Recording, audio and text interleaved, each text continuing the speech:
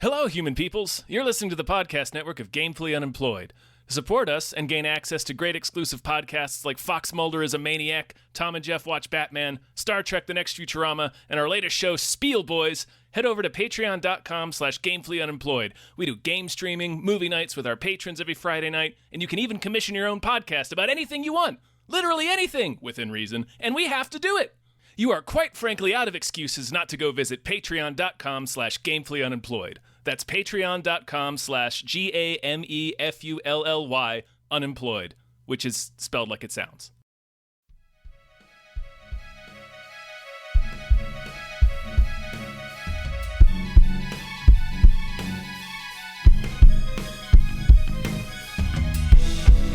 Hypecast mit Tom Reimann und David Bell.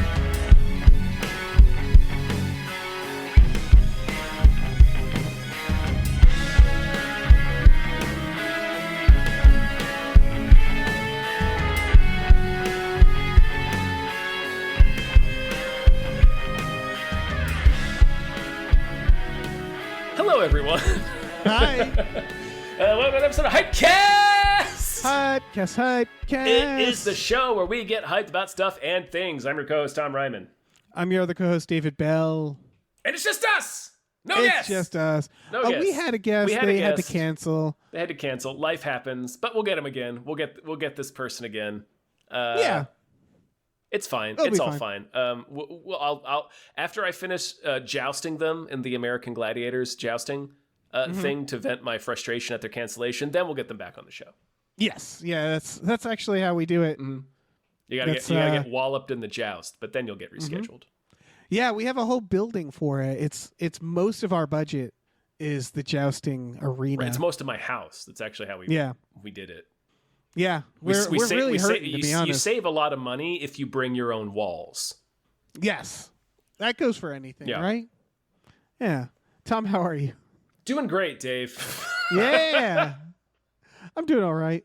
I mean, we caught up before recording. I didn't ask, but So- continue. I have nothing new to tell you. We already talked about bullshit We did, yeah. before recording. We did.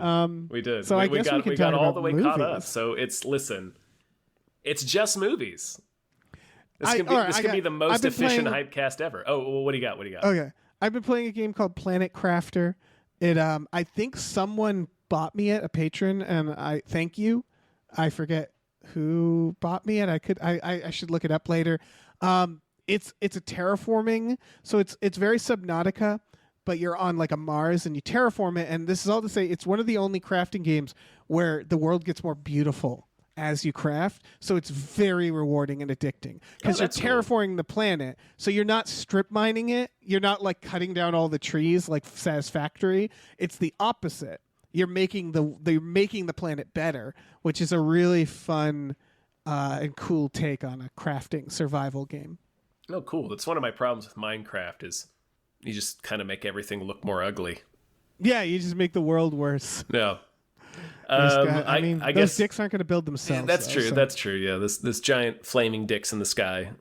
You've really completed some real wonders of the world in that game. Yeah. I do have to admit. I do actually have something to say. You sent me some Mortal Kombat trading card game cards for my birthday. Oh yeah, do you already have those? I assumed No. you kinda- I mean, I did like 25 years ago, but they're in a landfill somewhere.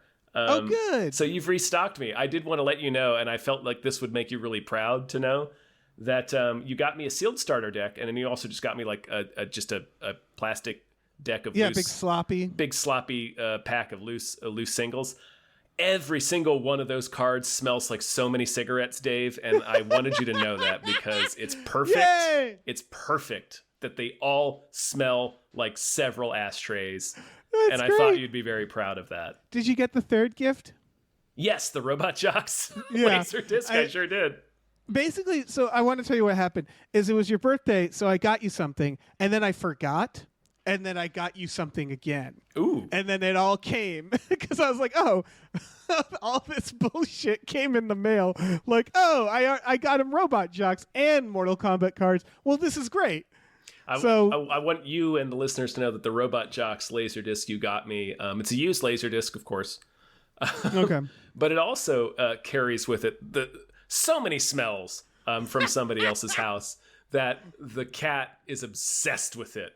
I haven't gotten it framed yet, so I have to hide it. I have to actively hide this Laserdisc from him because he's obsessed with the way it smells, and he just comes up and starts licking and chewing on the packaging. Oh, whatever like, it is, smells like the world. Yeah, it Someone smells like some died on dude's it. house in Arkansas.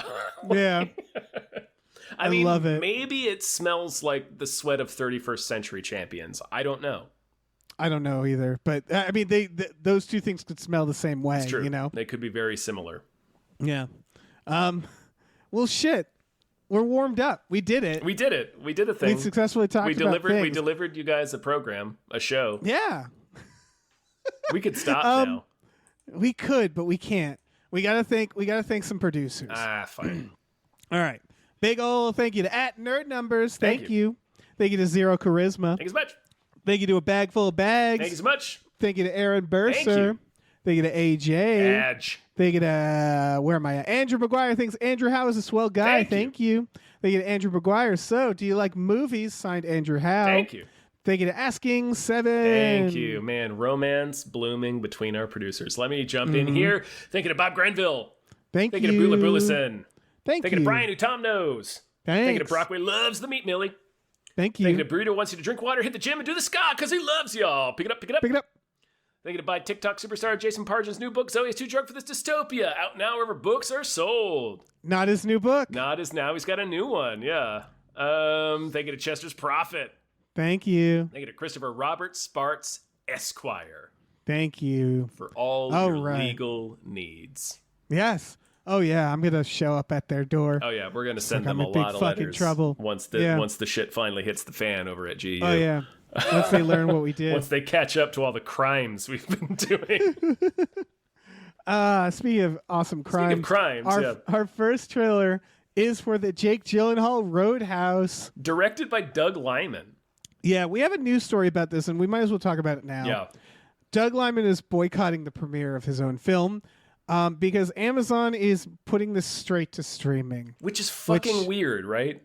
Yes. It's weird because it's a high-profile remake of a beloved film starring an A-list actor, and I guess Doug Liman's an A-list director, right? He made those Bournes. Yeah, made them Bournes.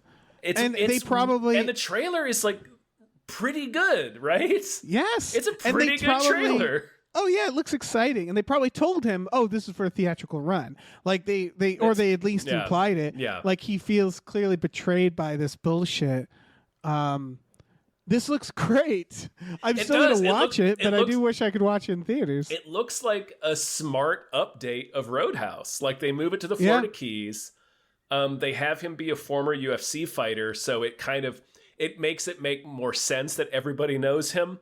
Like, so when he shows up and everybody's like, oh, that's fucking Dalton. There's a reason why it's not just like everybody's keyed into the world of mercenary bouncers. It's that, oh, he was a UFC fighter. Everybody knows him. It makes so much more sense. Yeah, it's weirdly elegant, right? Just make him a former UFC guy. And then they have the evil mercenary bouncer that the bad guy brings in be another UFC fighter who was his rival. It's like, it's pretty elegant.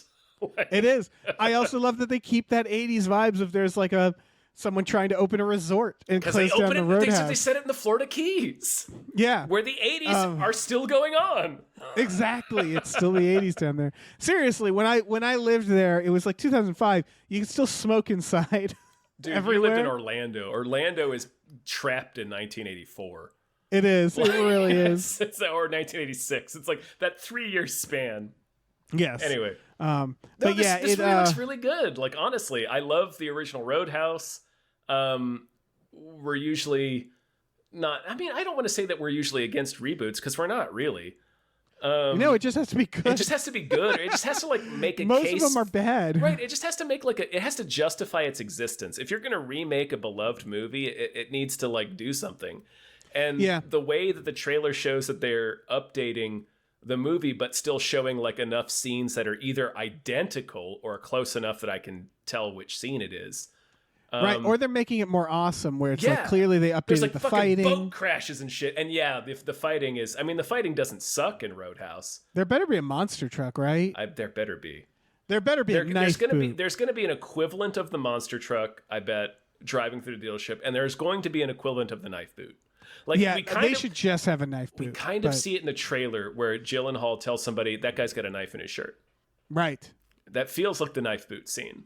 But Hopefully. we'll see. I want someone with like Baraka knives coming out of them or something. Like that guy's got a knife in his wrist, and it's just exactly. straight up. It's Baraka, but he's wearing like club clothes, like he's out to go clubbing, like a loose fitting shirt. Yes. Oh my God. Silk shirt. Doesn't he already pants. kind of wear a shirt like that, or am I making that up? He does. He wears a karate gi. Yeah. So all you really need to do is make it pastel, and then he's ready for the club. 80s with like sunglasses doing cocaine. I want that. He's got blade sunglasses and an earring. Yeah. Looking like bushy Bret beard. Hart. Baraka with a beard. Yeah. Oh, I want this version of Baraka so bad. 80s club in Baraka. The Roy Nagel painting Baraka. So someone make a shirt. We don't have to make a shirt. Just someone make a shirt. I'll wear it. We should make that shirt, but yeah, I'd wear that shirt. Is that Roy Nagel? That's probably not. I don't think I got the artist's name right. Patrick Nagel. Roy Nagel is a very different person. I apologize. Patrick Nagel is the artist I was thinking of. Yeah, I want that, and I want this. I do. It's weird because, it's you kind of know right away. Like I'm thinking of like the RoboCop remake. Like you have that same idea where when you hear about it on paper, that could have made sense because we're in the drone era now. Exactly. But like whenever you hear about these on paper, my instinct is go like, I don't know why they're doing that. Roadhouse made a little more sense because I would argue Roadhouse is kind of fading in the zeitgeist. It is. I mean, and also Roadhouse was kind of designed to be timeless or rather out of time, because it's already a Western. Like the original is like an updated Western. Right. It's a modern take on a classic Western story. So like it's weird to say, like I would have been surprised if the original was a remake of like an older film. Exactly. It's like The Magnificent Seven, which has been remade, but The Magnificent Seven itself is a remake of Seven Samurai. Exactly. And so like on paper I still go like, I don't know about this. And then you see it and it's like, you know, when you saw that RoboCop remake and then they're like, it's PG-13, you're like, well, you're missing. Well, I can tell you missed. Yeah, you fucked it up. And that remake does have some good moments, but ultimately, like, you fucked it up. Well, really the only thing I can get behind is like, oh, Ed 209's a drone, and we're in the drone era. That kind of like I could see the connection. Yeah. It's just I never like the trailer looked bad, and I didn't hear anything good about it. Anyway. But then you compare it to like the new Blade Runner or the Fury Road. Fury Road's a little different because it's George Miller. But then you watch it and go like, oh yeah, I see why this needs to exist. Because you're like, you watch the old ones and you go like, oh, let's modernize this. Yeah, we can go crazier with the stunts now. Right, and so this feels similar, where they're like, this is a stunt movie. Let's go bonkers with it, and let's keep the fucking spirit of the original. Right, I like that they're not changing his character that much. Like they make a point in the trailer to be like, he's like one of the guys he fucks up. It's like, yeah, he was a really nice guy. Right. Also, Jake Gyllenhaal's perfect because like I always think about like the 80s and 90s used to be a time when very respectable actors would do more trashy films, and now I feel like we don't have that as much. You know, like Patrick Swayze could do Ghost and do an action film. Like we did still have action stars, you know, but I feel like there was a little more like big stars doing trashier things. And so it's nice to see them like Jake Gyllenhaal's perfect. Like a Tequila Sunrise for Kurt Russell, Mel Gibson, and Michelle Pfeiffer. Like like everybody's got to do like kind of like a seedy crime thriller every now and then. Yeah, did you see that new Anne Hathaway movie that's coming out? I know we covered it, but I don't think you were here for that. Let me find the name of it. Is that is that the Mother's Instinct? It's her and Jessica Chastain. Right, where one of their children is killed. Yeah, it looks like schlock, and it's like, this used to be a film that like Michael Douglas would do. Exactly. Yeah, like that's Michael Glenn Douglas Close territory. or something. Yeah. Yeah, and it's like it's both really nice respected to see. actors. Glenn Close at least has Oscar noms. I can't remember if Michael Douglas does, but yeah, you're right. It's like respected A-list actors kind of slumming it a bit. Right, but it's not even slumming it. It's more like not every movie has to be artsy. Right. It could just be like a middle of the road thriller, like a popcorn thriller that's a little trashy. Yeah, and so it's just really nice to see. I don't know, these things come back. It feels like the mid-budget movie. I think like without us making an effort is slowly kind of coming back. Well, yeah, I think what we've been circling for a while here on the Hypecast is that movies are very samey right now, at least movies that get released in the theater. Right. And there used to be a lot of different kinds of movies that got to the theater. And it seems like we're getting back to that. After a decade of everything trying to ape Marvel. Yes, that's really what it is. Like I look at this lineup that we have, and it's just all wildly different types of films all of a sudden, and it's like, oh, this is great. Like it does feel like not everything. Like don't get me wrong, Roadhouse, it's a remake. We're gonna cover a few like remakes and adaptations, but it is like way less samey than right, and it's not years ago. It's not a remake of a 4-quadrant blockbuster. It's a remake of a trashy R-rated action movie. Yeah, from the 80s that is ironically referenced as often as it is earnestly referenced. Yeah, like it's great. It's a great film. I assume this is rated R, right? I didn't actually check. Yeah, it is. Had better. It's R. I just looked. If it knows what's fucking good for it, it had better be rated. Because if he doesn't rip that guy's throat out, yeah, I'm canceling my Amazon fucking subscription. Better. Yeah, that's the thing. It's part of this. That'll be the final straw for me for Amazon. Right. So like going back to that conversation about the theater thing, I get it. Amazon, Mr. Amazon, if you're watching. The reason why we get these mid-budget films is because they aren't spending too much money on the release. Right. This is like a $60 million film, and they don't want to spend another 60 on putting it out. I get it. Right. We're like I don't agree with it, but I get it. Yeah, streaming has sort of helped create the rise of mid-budget films again. For better and for worse.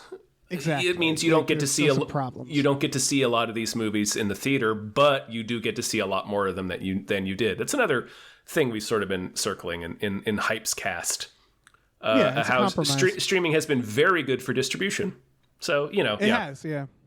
Anyway, we can move on, I think. All right. Another biggie. This is Avatar, The Last Airbender, the Netflix series. I gotta say, I've only seen the first season of the animated series. But this looks exactly like it. So I have to say, why are we doing it? Like, I've been thinking about this a lot lately, with like the hype around doing live action versions of animated projects. We did a few recently, right? We've done a few recently, and there's always been excitement around it. Like, oh, they're going to do a live action version. That'll be so cool. But it's almost like, why? And with all the Disney reboots, of course, those are almost their own beast. But you know what it is? I know what it is, but like artistically, because as far as I understand, this live action Netflix series is being helmed by the creators of the original animated show. I think that's true.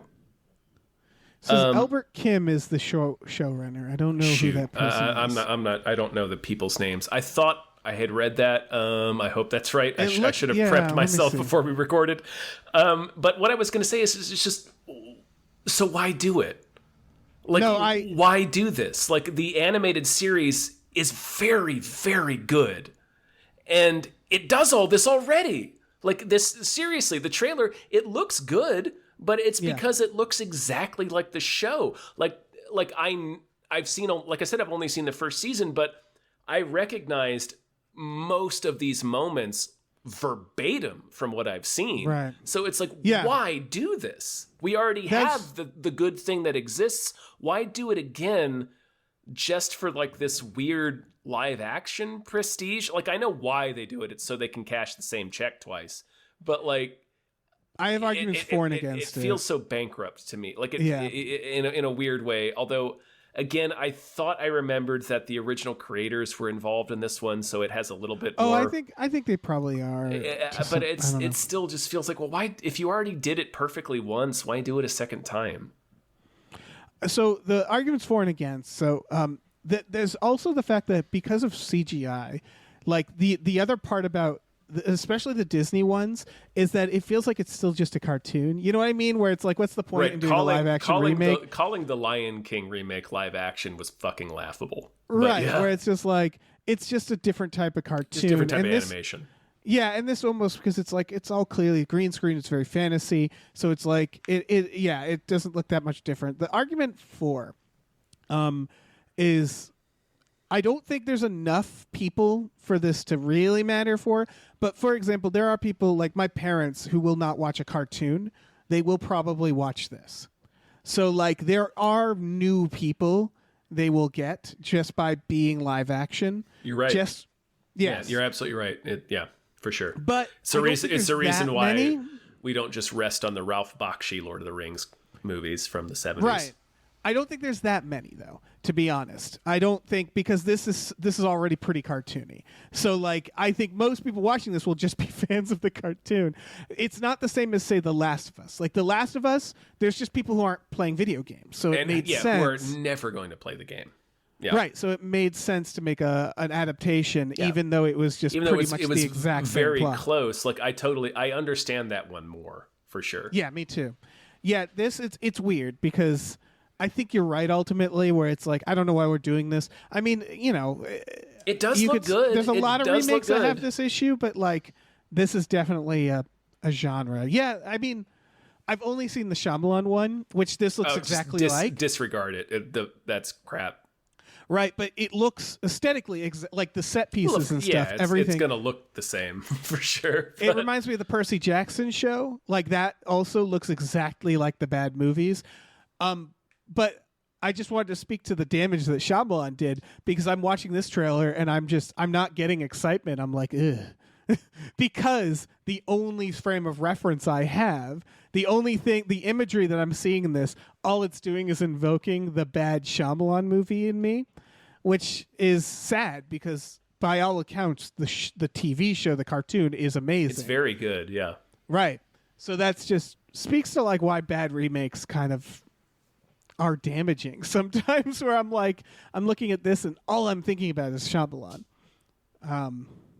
But yeah, I mean, I don't know, man. The other thing I mentioned in our notes, but it sounds like it's less of a problem. It's a cartoon. People don't age. Like they have 3 seasons, which isn't that many, but it's like these kids are going to Stranger Things, you know? Like, yeah, it's not they better be shooting this before the kids get hideous. Like you said, it's only 3 seasons for the animated show. Yeah. So it's not that, there's not that many episodes of The Last Airbender. All right. But if there's like a pandemic or strike or something, it's gonna get real bad for these. Those kids are mutants now in Stranger Things. Yeah. Let's move on. They're like 30. Yeah, let's move on. This is this looks good. It's just right. Yeah. Constellation. This is Apple TV. I'm actually really into this. I'm not clear on whether this is a show or a movie. It's a series. Okay. Which I'm less excited. Less into, but still into because of the nature of what it is. So it's like, this is about Noomi Rapace from the original Girl with a Dragon Tattoo. And Prometheus, that's right, is an astronaut who's come back to Earth after some tragedy killed her fellow astronaut on the space shuttle space station. And she's experiencing like space dementia on Earth, where she's having hallucinations. And a lot of them seem to be centered around her daughter, where she's seeing different versions of her daughter that don't exist. But that's just like one aspect of what's happening to her after coming back from space. And it just looks like a really cool mindfuck thriller. Yes. And I love space shit. I love spooky space, because space is spooky to me. So, space is terrifying. Yeah. And I love when it's treated like there's like kind of this like intangible elements, these things out there. We don't know the fucking rules out there. There's black holes in space. Science can barely define them. Remember the astronaut's wife? Yeah. Like, I love the vibes of movies like that, or like the Space X-Files episode. Remember Space? Oh, I Or remember. like the Yeah. haunted astronaut. I love it when it's treated like a phantom, aliens in weird ways. All I say is that the vibes I got from this. There's an episode of TNG called Frame of Mind, and the plot is spoilers for Frame of Mind. 1993 is Frame of Mind, but Riker is rehearsing a play, and then the play starts becoming his reality. And he. Oh no, sorry. I'm thinking of the wrong one. Fuck. So sorry. Scrap that. It's not Frame of Mind. So, Okay. Sorry, everybody. Riker lands on a planet, and he gets attacked by a fog, and he wakes up, and it's like 15 years in the future, and he's old, and he's the captain all of a sudden, and he has a son, and they just say, you did this virus that wiped out your memory. And then everything around him starts getting weirder and weirder and like inconsistent. And then it reveals that he's actually on a holodeck run by the Romulans, I believe, and they're trying to get information. And the kid is still there. And then that starts making sense. And then it gets revealed that it's all just the kid, and the kid is actually an alien who's lonely on this planet who just kidnapped Riker and is just like, doing mind games with him. Right. Layers and layers of them. Yeah. And I got that vibe from this, that she's like, you're not my kid. And I feel like the show wants us to think that she's going nuts, but I think it's all the kid. Like, I'm going to just call it now. I think the kid is doing some shit. I think that's an alien. I think it's an alien that's fucking with her, that's fucking up her mind or something. Yeah, maybe. Yeah. It might not be that, but I love calling this, making a very specific theory now. Either way, I'm into it. Also, Mike is in it. Oh yeah, me too. Mike's in it. Breaking Bad. You never want to see Mike in space. That's bad. No, I don't think he should be in space. No, I don't agree don't with go that. to space with Mike. That's not a good idea. This also looks scary. It looks like creepy. It's a horror it looks movie. creepy. There's like weird astronauts with skull. Like it's I don't know.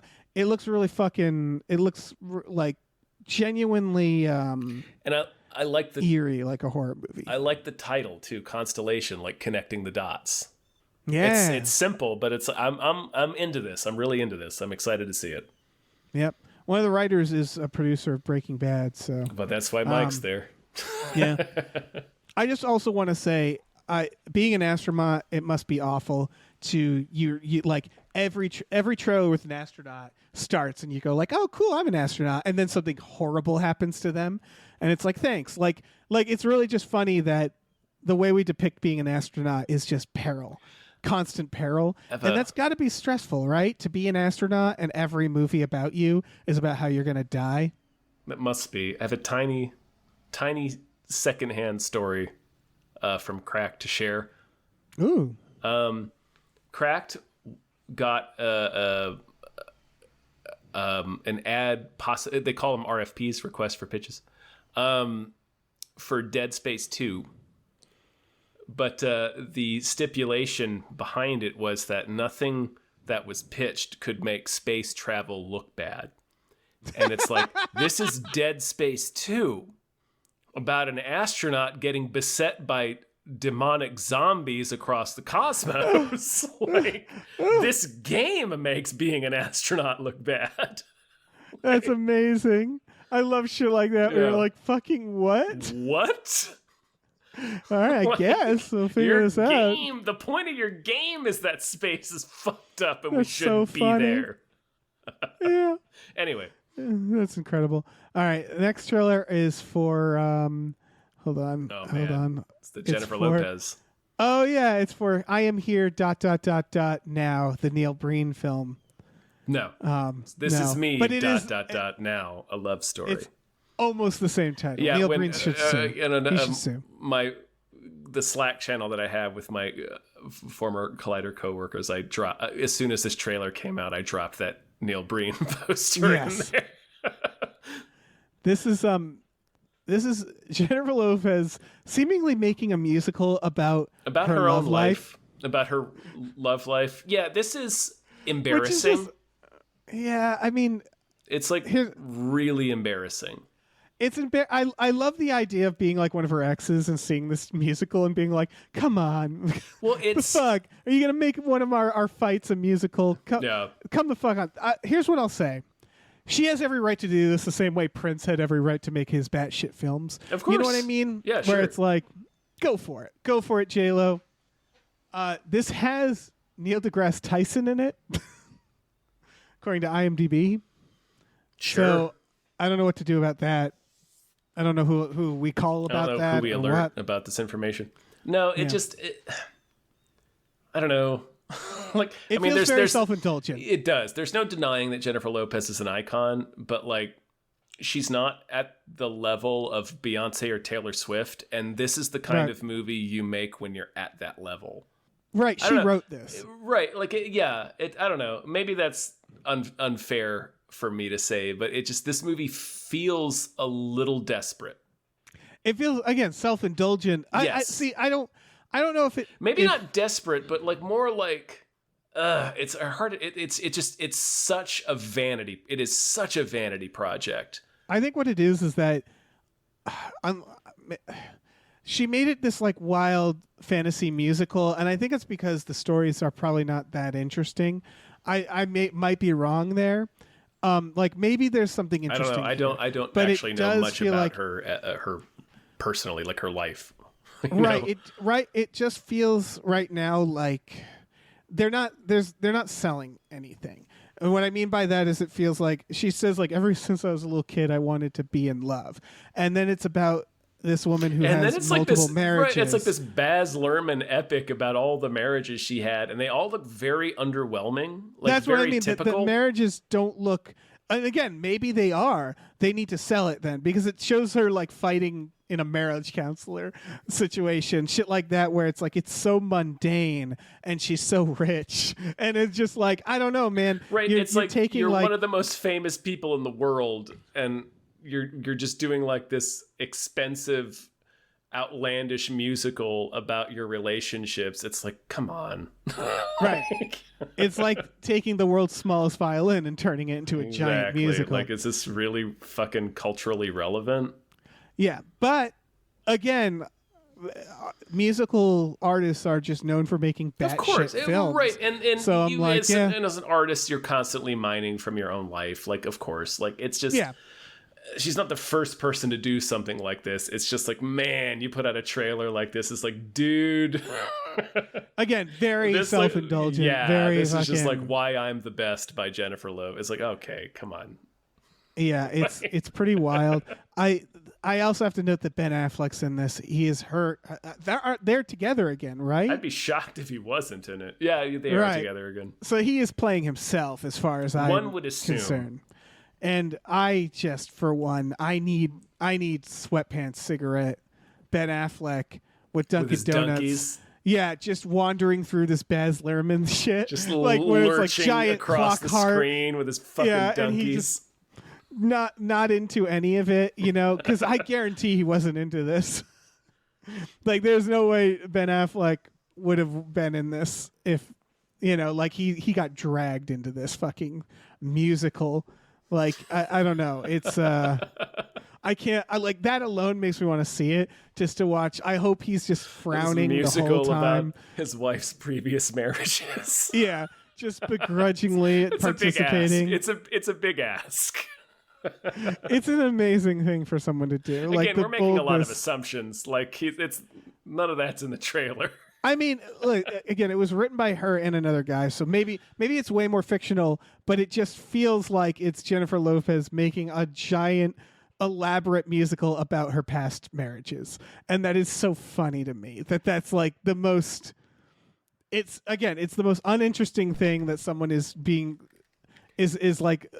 so and it's an Arrested Development thing to do. Yeah. I love it. I kind of love it, but I'm never going to watch it. I might watch it. Yeah. Like, I kind of like, it's like Glitter, right? Yeah, I was about to say this is something Avatar Brown would make us watch. It gives me Glitter vibes, like you said, and like Glitter Purple is a delight.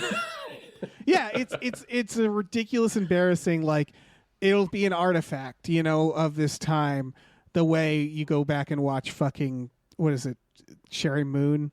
Under the Cherry Moon. Under Cherry Moon, you go like, what the fuck is this? That movie deserves to be watched because that movie is incredible. Man.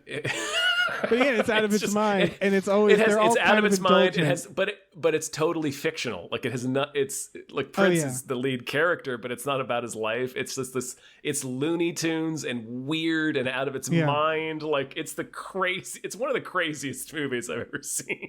Yeah. There's a scene where him and Jerome from the fucking Time are in a restaurant and they look up and see a bat and they shriek and run out. Yeah, that is a scene. That's how the scene ends. It's fucking comedy. Like there's so many comedy beats that end scenes and Under the Cherry Moon. It really is like, I don't know. Anyway, it's like a Bugs Bunny movie. That movie is fascinating for a different reason. But yes, right. It also falls into this totally self-indulgent musicians just using their clout to get a movie made that's not really about anything. Right. And so like the worst this one could be is boring. It's just like, give me fucking, just be out of your mind and then I'll be happy. Then we'll be good. So I don't know. Yeah. I might have to hear other people like see it first, and then, cause I want this to be like Cats, I want it to be like grotesque and terrifying. Should we talk about this next one? Oh man. Yeah, let's move on. Bleeding Love. This is starring the McGregors. And what I mean by that is it stars Ewan McGregor as a father and then Clara McGregor as his daughter, who is in fact his daughter in real life. She looks a lot like him. So it's jarring and a couple of whoa, it's two of them. It's a little, she's been around the block. I looked her up, so it's not like complete Nepo baby stuff. First movie I've seen her in, but first movie I've seen her in, she's been doing movies. So that's what I mean is like, it's a little Nepo baby, obviously. Well, of course, yeah. It's a big sweeping drama carried entirely on the back of your extremely famous dad. Yeah, but she was an American Horror Story. Care about this movie if Ewan McGregor wasn't in it, for sure. Yeah, but she's been around. Like the point is that, like, yeah, that's fair. Yeah, she's clearly been doing stuff. I just think it's funny because it's about his daughter, who's right. It's literally about a dad and his drug addicted daughter, and it's like, man. And it was just like Ewan McGregor being like, if you want to make it, you got to play a junkie. That's how I made it. Mm-hmm. It's like a little unofficial train spotting. It's just teeing her up for a train spotting. Yeah. It's and that's it. That's the whole. It's like they're on a road trip. Yeah, it doesn't look bad. It doesn't look bad. Like I don't think there's anything. Like she looks like she's doing good in it. Like there's. It's not like they didn't write it. It's not about them. They're just doing the movie. It was hard to separate it though when I was watching the trailer. Yeah, and they're using it to sell the movie. Of course, yeah. Yeah. Like the so it's hard to look at this trailer beyond a gimmick. Although like the individual scenes they show in the trailer do seem good, and obviously Ewan McGregor is great. Like clear, he's got 30 years of credits of being awesome. So like when you see him in a movie like this, you're like, well, when you see Ewan McGregor in a movie, you're like, well, it's at least going to be like a little watchable. Removing the gimmick. My issue with this trailer is it doesn't feel like there's enough, meaning that like it feels like kind of one of those indie films that's like pulling from a lot of indie film ideas, which is like road trip. We love our road trips, right? For indies, like indie road trip film, father, daughter, she's addicted to maybe heroin. I don't know. She's addicted to something. She ODs. And then that's kind of it. And I'm like, oh, that's a cute little indie film. But like, there's so many of these, they're kind of a dime a dozen where I'm like, well, what's special about this one? It might be very good, but I don't really know. This doesn't make me want to see it. You know what I mean? Yeah. It doesn't there's nothing about it that seems unique from every other movie that's like this. Yeah. It has okay ratings. It has only like 5 reviews, and one of them that is marked as a positive review says a meandering road trip that eventually finds its way home. I'm like, that doesn't sound positive at all. So I don't know. It sounds like it's just slice of life. Like, I'm not saying that there isn't an audience for this. I'm just not the audience. Like, yeah. I don't know. It's fair. Put a fucking time travel in it. Yeah. Make it weirder. Give us a somehow. werewolf, some shit. I don't know, man. Yeah. Give me something. Werewolf would be good. You know what is my jam? This next one. Yeah, let's talk about it. Ripley. And I was like, Ripley? What kind of Ripley are we talking about here? And then I saw it was Andrew, what's his name? Fucking Andrew Scott, is that his name? Yeah. Andrew Scott. And I was like, oh, that's got to be the talented Mr. Ripley. And it is, in fact, a TV show, I believe, based off the talented Mr. Ripley that has a sudden John Malkovich in the trailer. Surprise John Malkovich will get you every time. It's like a shark. Yeah.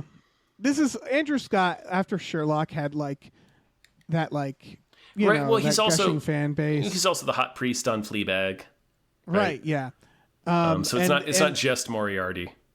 Everybody wanted to see him and Victor Frankenstein. Everybody wanted to see, him get it on with Sherlock and stuff. So like this just feels perfect for his fan base to make a Ripley, a talented Mr. Ripley film. It also just looks, I don't know, fun. What do you think? Yeah, I never saw the Matt Damon one. Oh, shit. I know the premise. Like, I know he murders the guy and takes his identity, and I know that's kind of like a sexy thriller. Right. Like, I know that's the premise of the books. So I'm into the show. I like that it's in black and white, or at least the trailer is. That's pretty cool. Because it is as I understand it, the books and the movie take place in like the 40s. Right. Also, when you read the book, it's in black and white, like the text. Oh, true. Yeah. Yeah. Really staying true. Really being a faithful adaptation. Yeah. But yeah, no, I'm into it. Yeah, I haven't seen Sherlock or Fleabag, so I don't really know, have too much familiarity with Andrew Scott. Oh, he's delightful. He's Moriarty in Sherlock. I know. And it's one of those things where when you watch it, at first you're like, this isn't Moriarty at all, and then you're like, this is delightful though. Like he plays a really interesting version, so he's fun in that. The director of this and the writer who adapted obviously from the book is the writer of Schindler's List, Clear and Present Danger, Mission Impossible, Hannibal, Gangs of New York, American Gangster, Moneyball, The Girl with the Dragon Tattoo, The Irishman. So we're in good hands here. I mean, a lot of those are adaptations, mind you. But that's pretty good, right? Yeah. That's a good run. Yeah, not bad. I didn't know you hadn't seen the No, Matt Damon I've never movie. You seen should the watch Matt that. Damon one. Yeah, never It's seen a sexy thriller, Tom. it. From like 1999 too, right? I know, yeah. It's like one of the lasts of the sexy thrillers. It's the final sexy thriller of the 90s. Yeah. And then I mean Sherlock's fine. Sherlock's trash, but I loved it. Like it's I'm all set.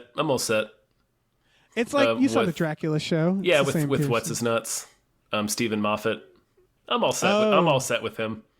Does he suck? Kind of. Oh no, that sucks. I kind of can see the cracks there. Yeah. Like that Dracula show was. Oh yeah, see that's what I like. See, I like his schlock. I really like his schlock a lot. Where it's like, I mean, Sherlock. People will argue that the first couple seasons were legitimately good. I think it was all kind of schlocky, and that's what I enjoyed about it. Any troubled genius stuff doesn't go down great anymore. Yeah, that's fair. To begin with. But yeah, I don't know. That's all to say. This looks. I want to see this. I want to see what John Malkovich is doing in there. He's wearing a beard. Well, That's at least one thing he's doing. Yeah. Let's move on. The Peasants is the next one. I saw this. When I went and saw the Zone of Interest for the second time. This was playing before.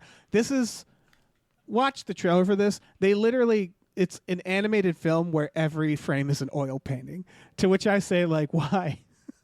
That seems hard. Oof. They say in the trailer over 100 painters made this movie. Like, man, a lot of work. Seems like a lot of work, and I gotta be honest, the end result does not look that good. It also, well, the thing is they clearly also shot it. Right, it just looks it just looks like rotoscoping with a different filter on it. Like it looks like a lot of work for not a lot of like the artistic grandeur of it just isn't really that high. Like it just looks like rotoscoping with a different filter on it. I love how unimpressed we are because what know they did was incredibly it was so impressive. Exhaustively intensive it must have been, but like when you're just doing an oil painting of a frame of film, it just looks like rotoscoping. Here's the thing about oil painting in this style. This is a art style that like my dad kind of paints this way, where as a painting it's very impressive, right? Because it's detail and realism. The problem is, making that as an animation is that it's what you're saying, where it's like, oh, this just feels like it could have been a filter. Because they're not doing anything surreal with the painting. You know, like when you look at Waking Life or A Scanner Darkly, they feel like they're doing stuff to justify it. They're making the world weird around them. Yeah. They're using it to create neat effects. This is that it's not like a sci-fi, like it's the rotoscope style is a good way to get around if you have a low budget film and you can't afford the effects to look good, right? Is that like you can, if you do it that way and you draw a spaceship that they're on, it doesn't have to look photorealistic because it's all rotoscoped. This just looks like they could have shot this on a pretty modest set. Again, don't get me wrong, it looks gorgeous. It's Poland's submission for the Oscars this year, and it is about a small village with this woman who is basically trying to deal with a lot of shitty dudes. The trailer, when I saw it, warned about sexual assault in this, so be warned about that. It does feel like again, it's beautiful. It's objectively beautiful, and it's a great accomplishment, right? I just wish the subject matter was something that was more visually interesting.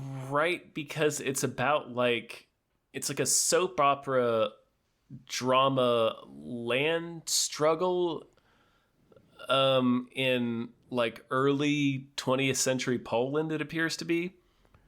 Just right. like the days of our lives, but in a rural setting. Among peasant farmers in Poland, it's not a bad movie, but it's like a weird subject to apply this style to. This director made another oil painting film. Oh, they made a film that we covered, I believe, called Loving Vincent, and that was a story about Van Gogh, all painted, rotoscope painted in the style of Van Gogh. That makes more sense to me. Because that's in a style that is very unique, right? Where it's like, let's do a live action, animated Van Gogh, where it's this abstract, interesting style. I just think that makes way more sense to me than this, which is like, I get what they're going for, which is like this old timey oil painting style. It's just, again, like, I don't know. I feel so silly saying it, but it's like, I just wish they had something more interesting to paint visually. Like, I'm sure the story is interesting, you know? I'm sure. Of course, yeah. But you're right. It's like, it's a weird, like I said, it's a weird subject matter to apply this, such a loud stylistic choice to. Right. You could argue that, like, well, nobody would watch this otherwise. It would just be another, like, period piece independent film. And they might be right, you know, where it's like this at least makes it stand out in an interesting way. But yeah, these directors have made a bunch of these. So like, I guess for them, they're just like, yeah, we got it. We know how to do this. We know how to do a painting movie. So I don't know. Like they've made 3 movies using tactics like this. They also did something called Little Postman. Oh, that's a short though, so that was like a proof of concept. So I guess they did Loving Vincent, and then they did this. Fair. And I don't know, it's a really cool idea. Oh, they also did the 2010 The Flying Machine, 3D live action animation family feature with Heather Graham. Not sure what that's about. Yeah, that's probably a movie. Yeah. Let's move on. All right. The Kitchen. Yeah. This is I got Children of Men vibes from this. This was kind of a confusing trailer because I didn't know what it was about. Yeah, so like apparently the trailer really doesn't make it clear that it's a dystopian future movie. Like, yeah, I didn't know what it was about. Apparently, it's the description is a dystopian future London where all social housing has been eliminated. So that's interesting. And then it's just about a community that's getting pushed out of their home that's refusing to. I didn't need to know too much what it was about. Like this was for me. This was in the vibe of like, don't tell me too much. Yeah, I needed a little bit more. Like this is a very brief trailer with really just images, and it's just a lot of dystopic images, but it doesn't give you any hint of story or what the stakes are or who the characters are. It's just kind of vibes. So this one was really tough for me. Like I didn't know what the fuck this was about. Like I didn't know what it was. So it's kind of hard for me to get on board with it, honestly. Did you see who directed it or co-directed it? No. Daniel Kaluuya from fucking Nope. I saw he was a producer. And Get Out. Yeah, he co-directed it. I'm pretty excited for this just because he also co-wrote it. Just because I love them Children of Men vibes, and so this looks like it just looks interesting and bleak. It does look interesting and bleak, but like I don't know why it's bleak. I don't know what the bleakness is. Like I don't know what the dystopia is. Like I don't know anything about this project. So it's like it was just like a minute-long trailer of a bunch of dystopic shit, and it's like The Kitchen, watch it. Maybe. So like this one was genuinely tough for me. This trailer, I think it's like because when you click on it, it's unlisted and only has less than 1,000 views. So my guess is they haven't quite started pushing it. Although this is official trailer 2, and that's wild to me because this feels more like a teaser, like you're saying. Yeah. Which is like it's not trying to tell us too much, which is fine, except if we're at trailer 2, I kind of want to know a little more. Yeah. Yeah. Like if you hadn't said it was a dystopia, I wouldn't have known that. Yeah. Like it's hard to tell whether this is like is this like a movie about like some modern war zone? Like I don't it's impossible to tell what this fucking movie's about. For the people making this trailer, less is more for sure, but give us like a caption just real quick that just says like the year is 2060 or some shit. Yeah. Give me something. Yeah. Give me Hundreds of Beavers, Tom. Yes, the next film. We covered this on More Hype, but this is the new Hundreds of Beavers trailer. It may have been really like a year ago that we covered this on More Hype, but yeah, I just have to remind people that this is coming. It's I love that they have the fucking Guy Madden pull quote because it is sort of you watch it and you go like, I want to hear what Guy Madden has to say about this because it's very Guy Madden. For people, he did My Winnipeg and fucking The Forbidden Room. This is like both a black and white. Yeah. And I want us to watch this. This is a black and white like slapstick done in an old timey like cartoon slapstick style. Where a man is fighting, a lumberjack is fighting hundreds of beavers, and it's just people in beaver costumes. I think the slapstick in this looks legitimately good. It looks fun. Like, it's animated, like it's black and white, but the beavers are people in costumes, but it's the sequences are cut together or animated like one of those old timey cartoons, sort of like a bit of a Cuphead vibe. If you're familiar with that, slapstick is and slapstick is hard to make me laugh, and so this like when it does, I'm like quite interested. Like when the Beavers are kicking the crap out of him, or like the guy like nails someone in the face with something at one point in the trailer. Like it looks, I don't know, it just looks fun. Yeah, it looks good. Yeah, I'm excited about this. Just, I don't know. Everybody should watch the trailer for this. It's just kind of charming, and I don't know. It's just watch the trailer. It's so hard to describe too, but it's just nice to see good slapstick. I think the last slapstick thing that made me laugh was the Dungeons and Dragons where he glitches as the bard glitching. Oh yeah, that's a good bit. That is a good bit. All right, we got one more. One more trailer. Let's do it. This I almost made more hype, and then I read the reviews. This is Krazy House with a K. Krazy House. This movie does kind of deserve more hype because it stars Alicia Silverstone and Nick Frost. And it is in the style of a 90s sitcom. And then it's about a guy who has to like start killing people. It's like they do this. The trailer is like in the style of a 90s sitcom, and then it like cuts to like Nick Frost shooting a bunch of people, right? Right, yeah. It's a 90s sitcom family, and Nick Frost is the dad, and it's filmed and staged like a 90s sitcom, like Empty Nest or something like that. Right. But he cracks, like he's clearly like he's doing a falling down. And it has gotten terrible reviews, as you noted in the reviews. notes. Yeah, here's the thing. Some of the reviews compared it to Greasy Strangler, and if that's the case, I'd be like, oh, I'm in. I know why it got bad reviews. But it sounds like, reading more into the reviews, it sounds like they tried to do the Too Many Cooks thing, and that's already been done, right? So it's like, okay, well, I've already seen that. And then it sounds like it was more grating. Like it was more like, apparently the sitcom stuff lasts like fucking 80 minutes. It sounds like they stay on the same bits for way too long, and they're just trying to be very edgy in a way that most critics were like saw right through.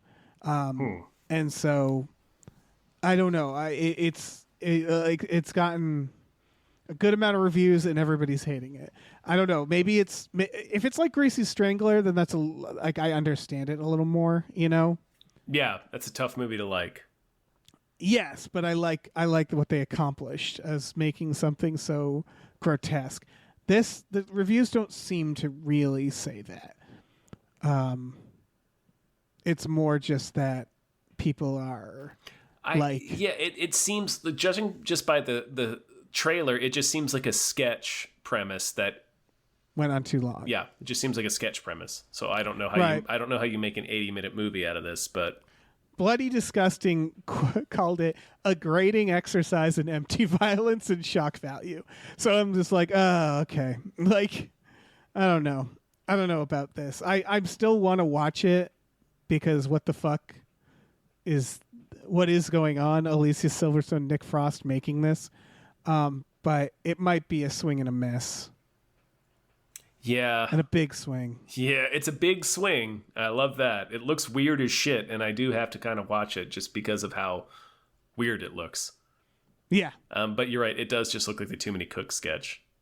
Right, which that's the big thing going against it, which is like, oh, we did that like 5 years ago, and now you're doing it again. And it's like, yeah, I mean, we did it. We did it. You're taking the Too Many Cooks sketch, which is the whole point of that sketch is it runs way longer than you expect. And then you're making it like a full fucking, I don't know. It just, and you're hearing like, I guess he spends a lot of, there's a part where Nick Frost is crucified for a while. There's a lot of weird Jesus stuff. I don't know. It's, they shoot a dog with a shotgun. Like shit like that, where it's like, this feels like the underground comedy movie more than it feels like the Greasy Strangler. Remember the underground comedy movie? I mean, I haven't seen it, but I remember the infomercials. Yeah, and I remember them covering it on the 1-800 Hot Dog podcast. Oh, okay. Yeah, I just remember the infomercials on Comedy Central. I never watched it either because the infomercials were some of the most. If you don't remember the infomercials, it was one of the most repellent things. They kept saying like, "It's guaranteed to offend you. Your money back." And I'm like, it's that thing where like they thought edginess was like a quality. I think I need a guarantee on that. Right. Like, and they thought like, oh, it's so offensive. It was the South Park era, right? Where like being offensive was enough to carry you in the eyes of some people. And it was like, no, it has to be funny. Yeah. It's got to be some purpose or intent behind it. Yeah. You know? I'm still going to watch this. Yeah, I think so too. Yeah, the morbid curiosity of it, like, I still have to know what the fuck this is. So, yeah, everybody check out the trailer. The Krazy House with a K. Don't know why. Oh, I assume that's supposed to be the name of the sitcom? Yeah, is that the idea? Within the trailer, that's the name of the sitcom. That's not a good sitcom name. Well, I mean, Krazy House with a K, that's pretty 90s, right? Is it? Yeah, I I guess so, you know. All right. A lot of sitcoms are just based on phrases. Yeah, that's fair. Empty Nest, Family Matters, Family Ties, Growing Pains. Krazy House. Crazy House. Yeah. All right. Let's move on. Let's thank some producers. Oh, let's do it. Big old thank you to Dan Hackroyd. Thank you very much. Thank you. Thank you to Davey, the Ghost of East Las Vegas, Francis. Thank you.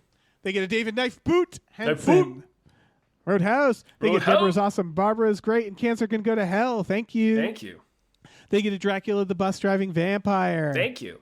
Thank you to Driftless and his elephant army. Demand you watch Lair of the White Worm. Thank you so much. Thank you.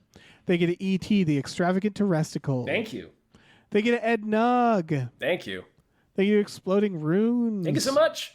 Thank you to Funky Jim mostly comes out at night, mostly. Thank you. All right, let me swoop in here. Thank you to Happy Holidays from the Ghost of David Andrew Thomas. Thank you. Thank you to Heathcliff's Helping Handfuls. Thank you. Thank you to ImpossibleWorlds.net. Issue 3 is out now. Gorge yourself on our fiction. Gorge! Thank you. Thank you to Jay the Crow Baron says, build a guillotine in rich people's yard 2024. Thank you. Thank you to Chris Shanovich.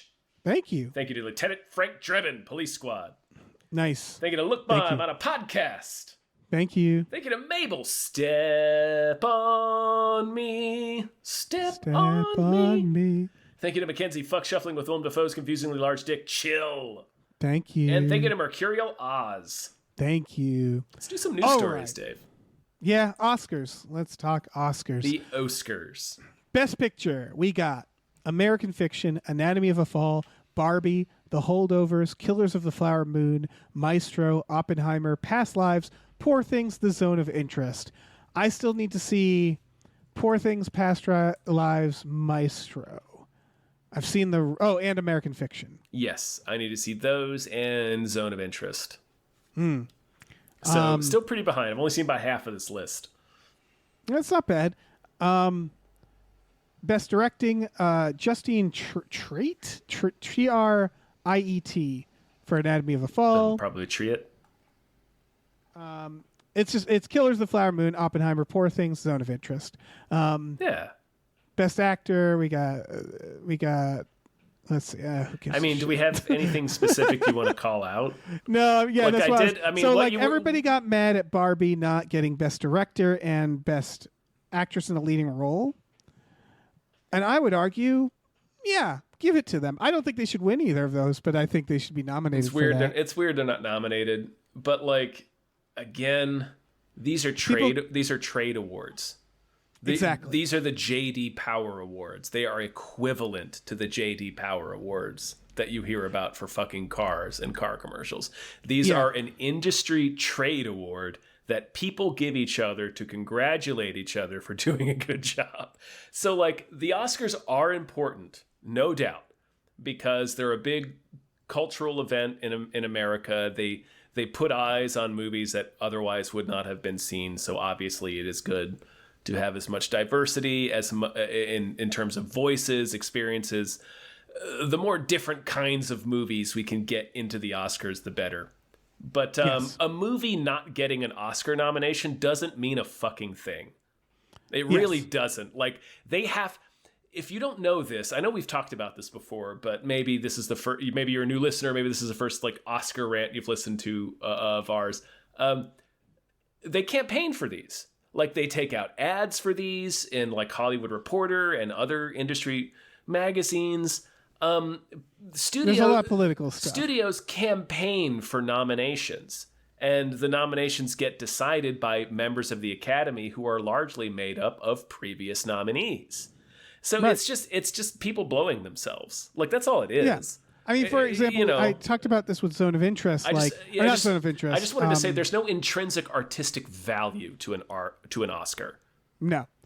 Well, I say yes and no. There isn't. I mean, it's just... It's a group of your peers coming together and saying you did the best, which does mean a lot. But also, it doesn't mean that a movie's good, like you should like it, and it doesn't necessarily mean that a movie that didn't get any Oscar nominations is bad or somehow lacking. It just means that maybe they didn't campaign hard enough, or maybe there was some political reason why they didn't get nominated. Like we mentioned with Anatomy of a Fall, where France wasn't submitting it as their that's what I was selection say. For it's a political thing. Exactly. And yet Anatomy of a Fall is nominated for Best Picture anyway. So it's totally political. It's completely political. It's a popularity contest. Yeah, it's still fun to root for things. Of course. I have seen, like, Twitter always, every year, Twitter does this thing where people start going, like, why hasn't this movie that I saw got nominated? Like, I saw a lot of that for the Wes Anderson's new movie, which I would argue is a bad movie. A lot of people did argue that. Yes. That movie did not get good reviews. But for a lot of people, they're like, this is one of the only films I saw this year. Why didn't this get nominated? And it's like, it's just because you saw it doesn't mean, for many reasons. One, like, even, like, I don't think it was good, but even if you think it's good, the political reasons you just said, where it's like, maybe they didn't even go for it, Also, the number of features that get produced every year now is like, man, like the Oscars. There's so many arbitrary things, like people talking. I was hearing, like, why isn't Margot Robbie nominated? And I heard people go like, well, what would you bump off? And it's like, why do we have to bump anything off? Why can't there just be like whatever number? Like 6 or 4. Too much. Like, I mean, there's a reason each category can't have 30 nominees. But yeah, that's true. But I still think, like, I don't know. It's all arbest is my point. Yeah, it's all random. It's random. Like they have 10 Best Pictures. They increase the number of best Picture nominees because of The Dark Knight in 2008, because they wanted people to watch. Right. Here's what I'll say from what choices they gave. I think Barbie deserves Best Picture because I think of Best Picture because the people that it goes to are the producers. So I think of it as Best Picture is actually less like Best Producer in my head. Does that make sense? Where it's like, I really enjoyed Barbie. It was a lot of fun. But it's also like, what an accomplishment this year for them to have made this movie the way they made it and for it to come out as well. Like, it's not maybe not the best movie artistically this year, although I still think she deserves Best Directing nomination because I do think there's a lot of merit there. I mean, I have always felt it's weird that a director doesn't get an award for a Best Picture win. That's fucking weird. Yeah. Like, why is it just the producers? Yeah. It's hard, though, because, again, there's a lot of good movies here. I'm just thinking of Barbie as, like, if you talk about it purely as, like, an industry award and not talking... Like, Best Picture is always the weirdest award, right? Because it's like, are we judging these artistically? How are we judging them, right? Yeah. If we were judging this artistically, I would give Zone of Interest a lot. But that's not how we're necessarily judging it, right? That's fair. Yeah. If there is no reason, it would be... This is the one that I'm personally invested in. Best Sound. If Zone of Interest does not get Best Sound, as Tarn Willers and Johnny Byrne are the sound designers, that would be... I don't know how they couldn't get Best Sound. To give context, the movie is all sound, meaning that you never see the atrocities that are happening. You only hear it. And if you go into the behind the scenes, they made like a 600-page book chronicling what the events at Auschwitz and making the specific sounds to go along with it. Tom, I know I haven't seen it yet. Yeah. But once you see it, it'll click where it's like this lives and dies by the sounds. It is one of the best sound designs I've seen in a movie, period. Like, it's incredible. Awesome. It's yeah, so I really want nuanced to watch and it. Yeah. so good. So like it would, I think it will. I think it will win best sound. I think you can't, and maybe best editing, but I'm not sure because the editing. Oh wait, no, it's not nominated. Never mind. So it's definitely not going to win that. That's too Because bad. the editing, well, the editing is very simple, so it's like it doesn't stand out. I gotcha. There's a case for best directing, but I think it should go to Anatomy of a Fall. Personally, just because I also think Sandra Fuller should get some best actress. Personally, Oh, for Anatomy of a Fall. yeah, it's so subtle and it was so well done. Weirdly, I wish she got it for Zone of Interest, which she's in as well. But it's for support. Like, she should be nominated for best supporting role for that movie.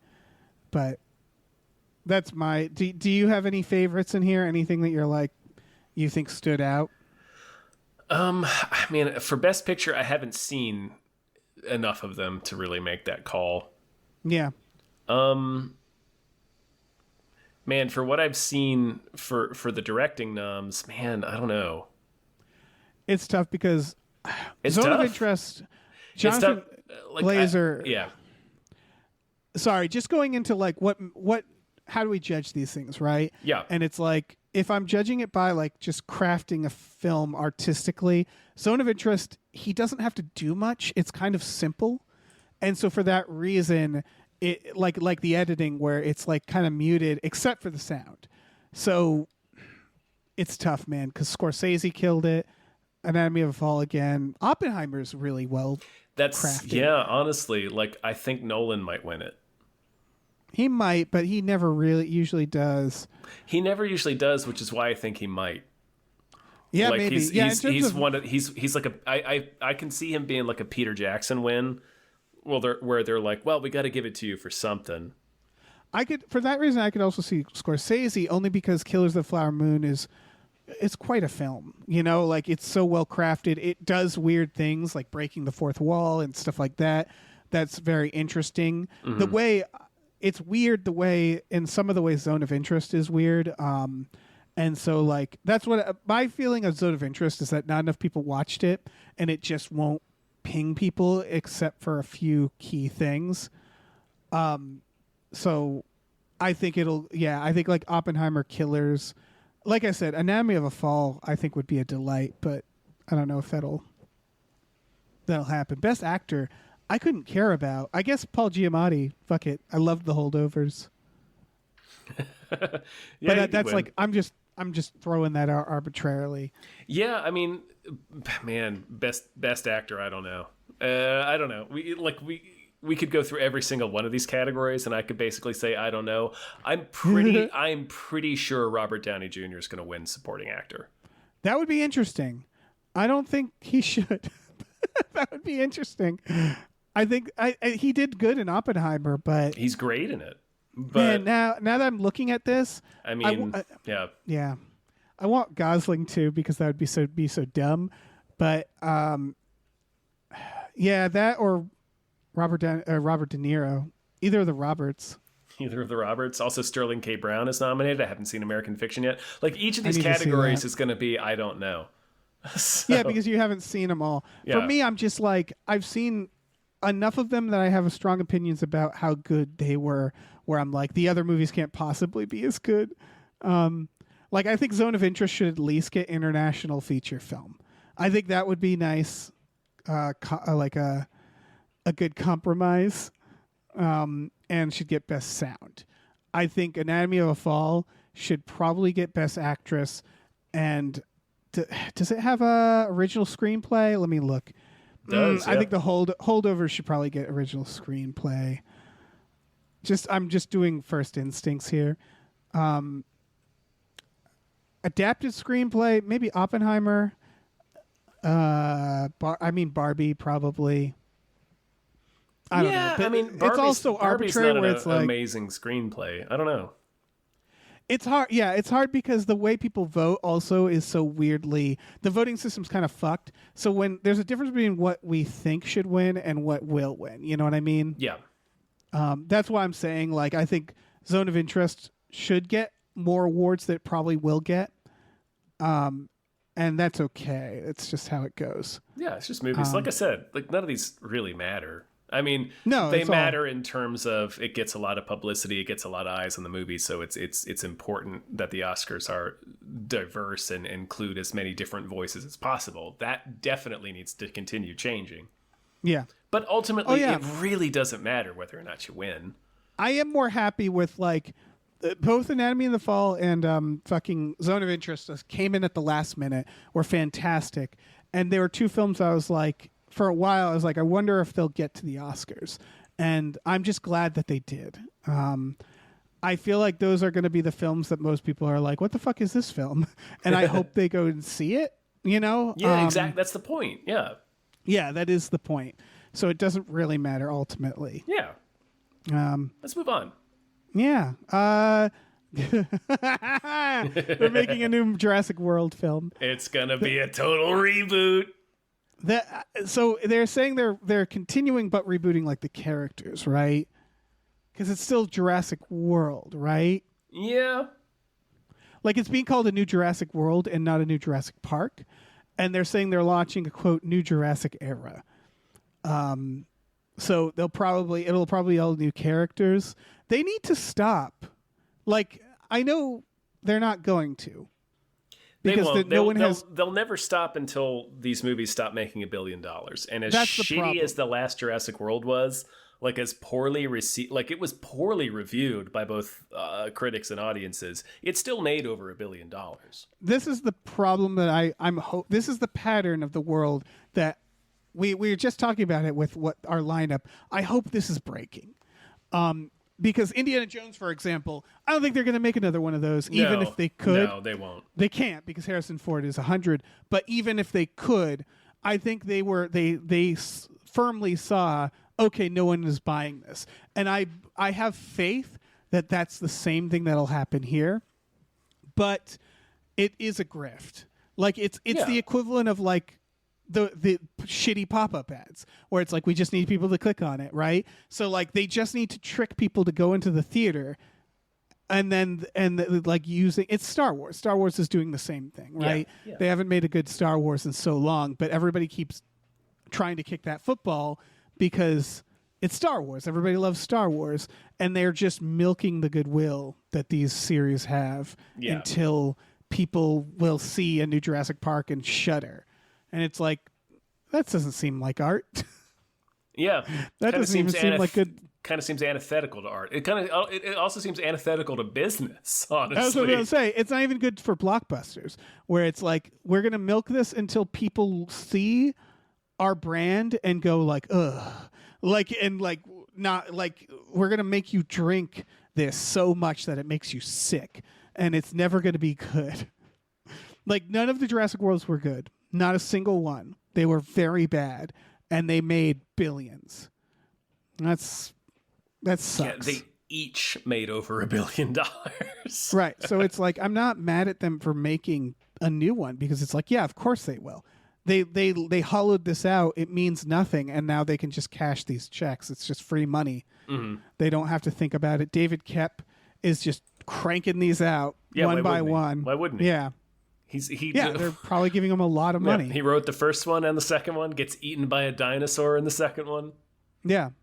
And he made the new ones. He's made his money. Oh, he may have. I don't actually know who wrote any of those. Oh, okay. Yeah, I think David Koepp is one of those guys where, like, he's made a lot of really good stuff, but he's also made a lot of really bad shit. He's a Hollywood guy. He's a Hollywood guy. Yeah, he's just a studio writer. Yeah, exactly. And director, he wrote Dial of Destiny. That's what it is. Oh, he did? Sweet. Yeah, hell yeah. Yeah. And Crystal Skull, which makes sense. And then Jack Ryan, Shadow Recruit. Anyway, so I guess he didn't do the new Jurassic World, so that's, I guess, maybe a good thing, but ultimately, like, just stop. Yeah. We can it stop was never doing a these. franchise. No, it really wasn't. Like, Jurassic Park, it's right there in the fucking title. Like, you can't, this is not an endlessly repeatable concept. Imagine if they made 10 E.T. movies. Like, that's what it is, right? Where it's like, this was just a story. A very simple story. Not simple, but a very, like, self-contained story, the first one. Yeah, very specific story. Yeah. It's just... And so every fucking sequel is just, what if they did it again? Yeah. It's ridiculous. It's so dumb. Like, I'm not going to see do this. Yeah, I'm not. I'm just straight up saying, like, this is one of the things that I've been trying to do more and more is, like, I can't see these anymore, you know? Yeah, it's just... they're terrible. They're terrible, and they keep banking on people going, like, well, the last 4 were terrible. Yeah, what am I going to do, not see good. it? Yeah, maybe not watch it this time. Yeah, just stop. Yes, stop. Knock it off. Just giving them money. Swatting people's hands. Yeah, exactly. Stop it. Yeah, I'm going to stand outside the theater, slapping hands when they're trying to buy tickets. Should we thank some more producers? I think so, yeah. All right. Thank you to Mike the Lurker. Thank you you very much. Thank you to Mongolian Throat Skanking. Thank you. Thank you to Tell Your Wife how many Patreon subscribers you have before you agree to buy a house. Thank you. Thank you to musical guest, the Luda Christmas. Hold on. The Luda Christmas Children's Choir. There you go. I got lost in that one. You got stuck on Christmas. Yep. Thank you to No One Can Hear You Screaming Space McNulty. Thank you. Thank you to Norm from Cheers. Thank you. Thank you to Pete Forpagel. Thank you so much. Thank you to Pneumono Ultra Microscopic Silicol Volcanoconiosis Anti-Disestablishmentarianism Jones. Thank you. Thank you to Rev MD. Thank you so much. Thank you to Ricky Cilantro. Thank you. Thank you to Rosemary's Baby from Eraserhead. Thank you. Thank you to Screaming Horse Pyramid. That's a weird thing to do with horses. All right, let me swoop in here. Thank you to Sorry Cop, world's most laughable centrist. Thank you. Thank you to Steven. Thank you. Thank you to the conveniently placed self-destruct button on the top of every baby's head. So convenient. Thank you to the Midnight Patron. What patrons at midnight? Yeah, baby, yeah. Thank you. Thank you to the Oatmeal Savage. Thank you. Thank you to the To Be Terror Bunny says the strikes may be over, but egg David Zaslav for fun and profit. Thank you. Thank you to these 7 Bs. Thank you. Thank you to Tiger Drawers, Pratt Thompson. Raindrops keep falling on my head. Thank you. Thank you to Tip Drizzle. Tip. Thank you to Tux. Tux. Thank you to Vincent. Thank you. Thank you to Why Did She Take a Flying Fuck at the Moon? Thank you. And thank you to your mom. Thank you. You ever think about what your brain is doing when you're reading these? Like the synapses My firing brain's not where they're doing like, anything. It's just passively receiving information so that when my dyslexia kicks up, my brain just keeps going like Ron Burgundy. Go fuck yourself, San Diego. It's just funny where it's like, I wonder what this is doing. Like, is this testing me in some way? Is this keeping me healthy by these random assortments of words that seemingly have no relation whatsoever? Probably. We're going to live another 100 years because we've been reading all these. Yeah. Speaking of living for another 100 years, David. What? Since we're never going to die. We're never going to die. And we're only just going to keep adding movies to the stack of movies that we need to watch. Yep. Do you perhaps have a movie that deserves more hype? I do. You miserable bastard. Yeah, it is miserable. Listen. No, seriously. What luck? What luck for us all? I'm pretty excited about this one. It's out of Mexico. It is called Disappear Completely. It is coming out around March 2024 in Mexico. So it'll be like, I'm guessing spring, summer. I hope it doesn't just it might just drop on streaming. It's kind of a Nightcrawler character. It was real compared Nightcrawler vibes from it. Sorry. Right. The reviews are saying he's more sympathetic, but it's a guy who's a tabloid crime photographer in Mexico City, and he is kind of a scumbag, and he comes upon a crime scene of like this rich guy, and gets there, and basically he gets cursed. It almost seems like a virus, but it is supernatural as far as the reviews say. He starts slowly losing his senses one by one. Food starts tasting bad slowly. It's the reviews were talking about how it's like, it's done in a very realistic way where it's like, it doesn't just, he like slowly is like losing his taste, then his hearing and his sense or his smell, and then his eyes and so on and so forth, and his sense of touch. So like he can't feel pain. And so the idea is he's just slowly, he's disappearing. He's going to disappear completely in terms of his senses. And that just sounds like hell. That sounds really interesting. It's a cool idea. Like I really like Nightcrawler was more of a character study on the people that do this. Right. And this is more like thematically attacking, or rather thematically indicting the true crime fascination that the culture has, where it dehumanizes the victims of every crime, tragedy, accident completely just to distill them into clickbait, popcorn, trash TV. So like the fact that this movie is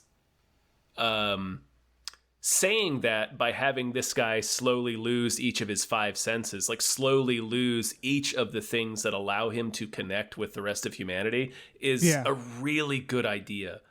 And it's a great idea. It's a really good idea, just in general for a horror movie. And then to thematically tie it to this subject is just really, really smart. I'm really into this. I really want to see it. It looks freaky too. It looks freaky. Like I don't think they're not doing too much like jump scares or ghosts, but there's like a part where his feet are being eaten by rats. Yeah, and like he sees like some weird shape moving in the shadows. Like it's there's like spookiness surrounding him too. It's haunting. Like I got a bit of Drag Me to Hell vibes. Yeah, because again, it is supernatural.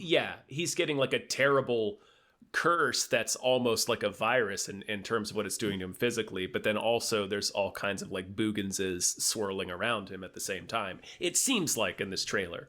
It's a good idea. I'm totally because fucking into this. Yeah, if it was just a virus, it would kind of be boring. Like that is also terrifying, but they're giving us stuff to kind of chew on in between, such as his feet. And like I don't know, it's a nightmare. It's a nightmare premise. It's one of those premises where I'm like, oh yeah, I wish I thought of that. That's great. Yeah, it's what really a good smart horror movie idea. Yeah. So yeah, Disappear Completely. It's called. You can see the trailer. Idea, and like just reading the reviews, like the little snippets that you have from the reviews, where it's the filmmaker is removing those senses from the audience too, as much as they can. Yes. Yeah, like when he stops hearing things, like we stop hearing things him too.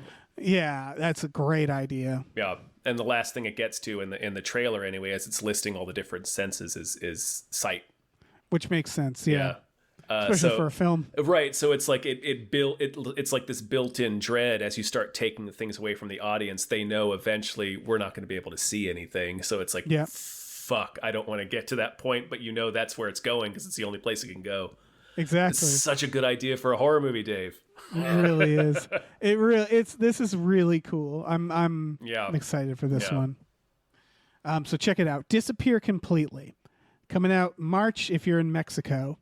And then I don't know, soon after around here. Shortly thereafter everywhere else, I can't imagine this will struggle that hard to find a distributor. No way, I can't imagine. Anyway, that's a sode. Woo! We've done it, Dave! We fulfilled our obligation! Yeah, we did it. Thank you all for listening. We don't owe you anything else. We owe you nothing. Nothing. Listen here. We have a Patreon, actually. We do. So we need stuff from you. If you go to patreon.com/gamefullyunemployed, for just $5 a month, you get access to our exclusive podcasts, Tom and Jeff Watch Batman, Fox Mulder's Maniac, Star Trek The Next Futurama, and Spiel Boys, all for $5 a month. We also have a Discord community, and for a little more, you can watch movies with us every Friday night. That is the night that this comes out. Yes, it is. We'll watch some stuff. We'll have fun. It'll be fun. It's fun. It's fucking fun. So check it out. We watch movies like Robot Jocks. Exactly. We also have a store. Head over to gamefullyunemployed.com where you can find a link to our Teespring store. We have all kinds of cool original artwork and designs you can get on t-shirts, mugs, stickers, posters, all sorts of things. So slap your disappearing peepers onto that. Mm-hmm. And get it while you can still see it. Get it while you can still see that shit. Yeah. And leave us a review wherever you're listening to this. It helps. That would be great. Yeah. Yeah. All right. Are we on, and I guess we're on Spotify. Review us on Spot. Yeah, they just I don't know.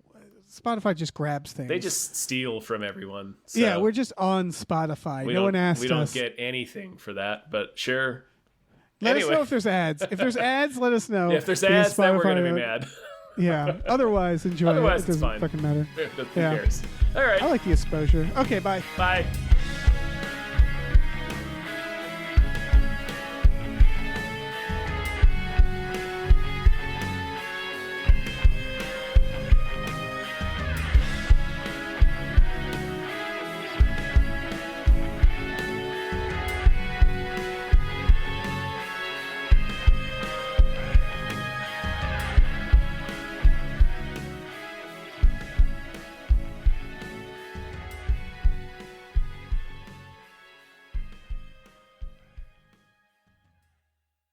Our music is produced by Chris Corlew. You can follow him on Twitter at @thecorlew, Corlew, and find more music at shipwreckedsailor.bandcamp.com. Our channel artwork is produced by Michael Vincent Bramley. You can find more of his artwork at instagram.com/mvbramleyart. Our episode artwork is produced by Justin Brown. You can follow him on Twitter at @JustinTBrown and find more of his artwork at artnessbyjustinbrown.com and justinbrown.info.